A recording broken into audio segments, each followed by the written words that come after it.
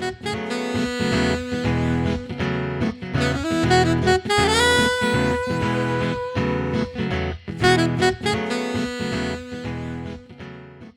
hey, it's David, and welcome to In the Growth Space. Thanks so much for joining me here once again on the podcast. This week's episode is going to be just a little bit different because I'm going to share some of my own personal journey over the past couple of weeks. Now, if you followed my Instagram or Facebook feeds, you probably already know that my wife and I recently went to Portugal. And we had been wanting to check out this country for a number of years. So we just got back from our trip there. And anytime that I've gone to a place that's outside of the United States, it's always been a really big growth opportunity for me. And this one was no different. I had actually not been to Europe before, and I was really excited to travel over to Portugal.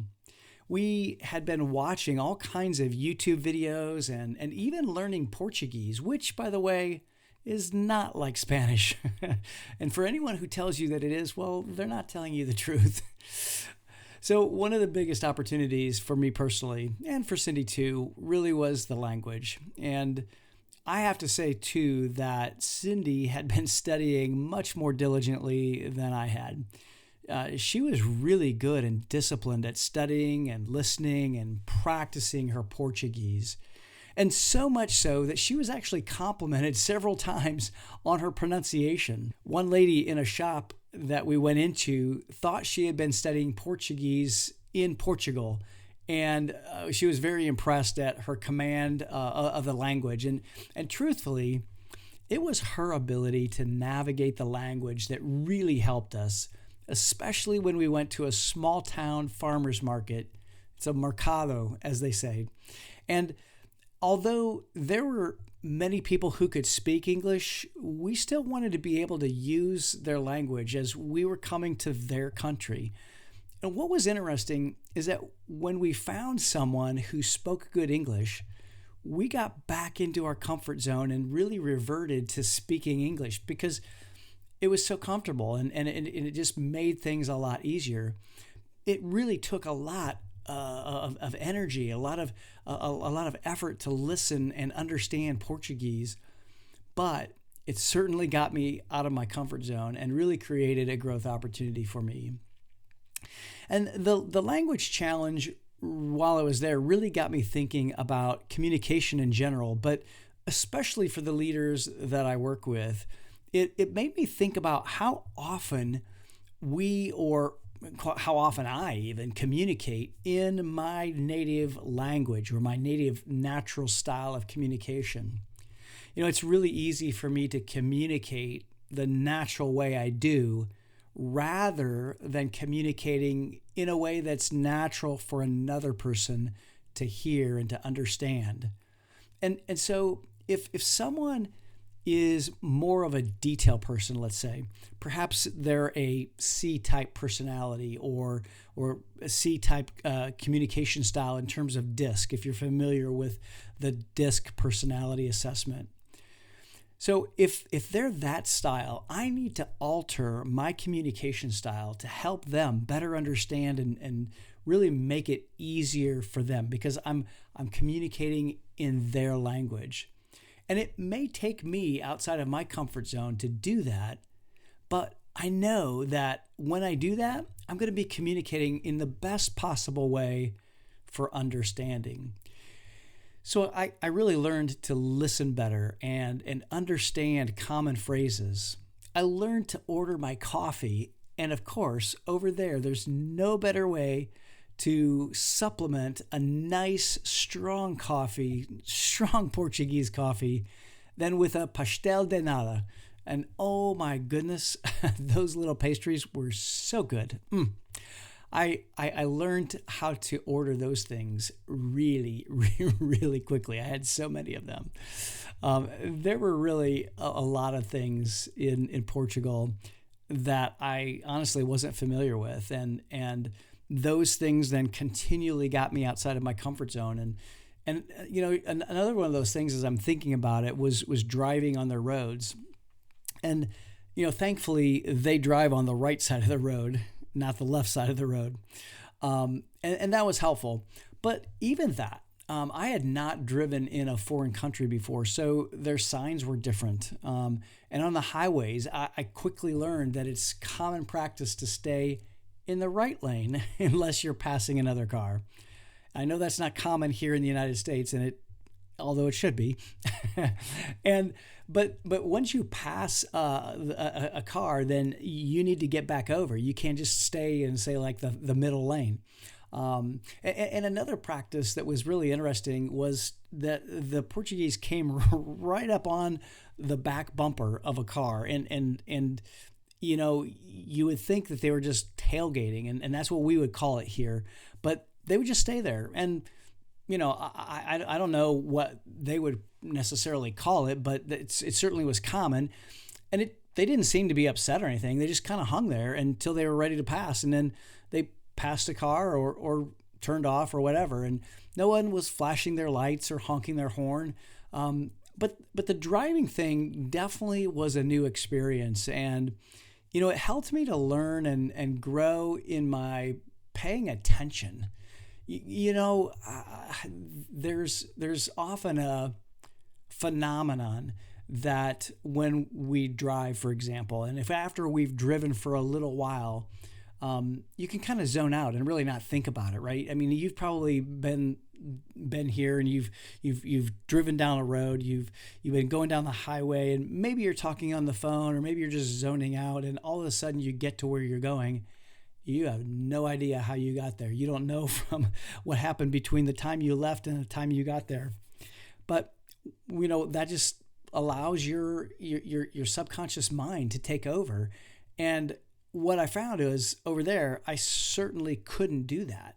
So I had to really pay attention all the time, and especially at which roundabout exit that I needed to take. And here's something that Cindy and I noticed while we were eating in restaurants. This is something else I thought was something, we certainly don't see here in the U.S., but whenever there were children dining with their parents, we never, and I mean never, saw the children being entertained by an electronic device. And a matter of fact, it was rare to even see adults doing that in a mealtime. And one instance in particular that it just kind of is top of mind is we were eating at our evening meal, and it was at this really amazing restaurant as a place. It was in the town we were in, Villanova de Milfranche, and we noticed a man and a woman with their child, and this little girl, she was, I don't know, maybe 2 years old.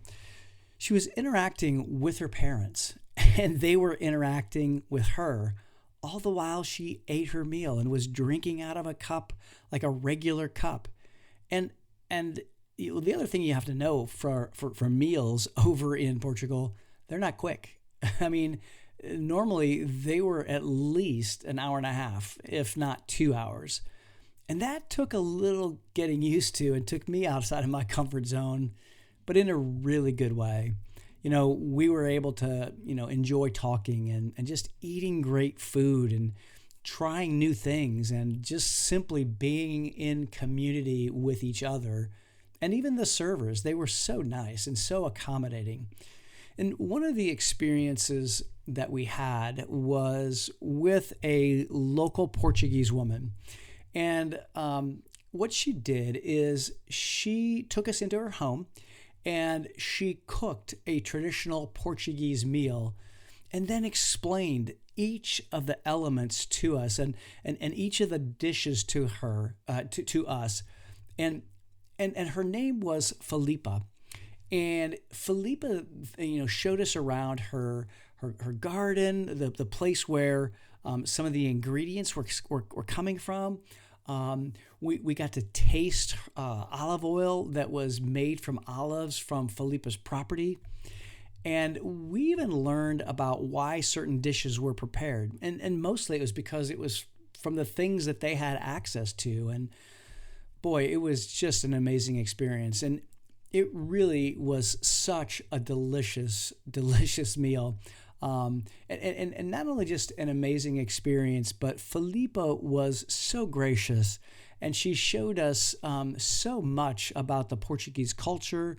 Like I said earlier, she showed us around her property, her home, and even she knew that we were celebrating our 34th wedding anniversary, and she made a traditional Portuguese dessert for us in order to celebrate. She brought it out and had 2 candles in it. It was just really so cool to be able to be with her and to learn from her. And we are so grateful for Felipa and grateful for that experience.